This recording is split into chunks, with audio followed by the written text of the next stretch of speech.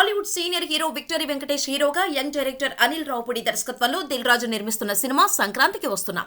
ఈ సంక్రాంతికి పక్కా family entertainer గా వస్తున్న ఈ సినిమాలో వెంకటేష్ భార్యగా ఐశ్వర్య రాజేష్, మాజీ గర్ల్ ఫ్రెండ్ గా మీనాక్షి చౌదరి నటిస్తున్నారు. ఇప్పటికీ ఈ సినిమా నుండి రిలీజ్ అయిన గోదావరి గట్టు మీద రామచిలకవే, మీను సాంగ్స్ ప్రేక్షకుల్లో సినిమాపై అంచనాలను భారీగా పెంచాయి.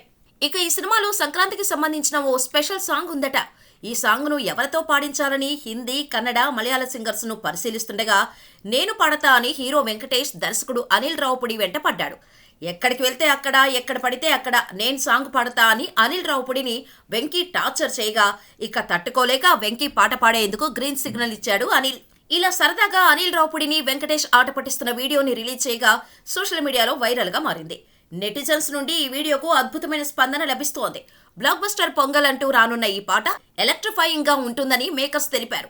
ఈ సాంగ్ కోసం హీరో వెంకటేష్ తన గాత్రం ఇచ్చారు.